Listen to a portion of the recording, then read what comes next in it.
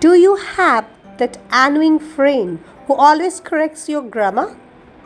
Don't worry, I have got you. Learn the use of prepositions. With made. What is the difference? Made of, from, with. Made of, made from, and with is usually used to describe the object's material.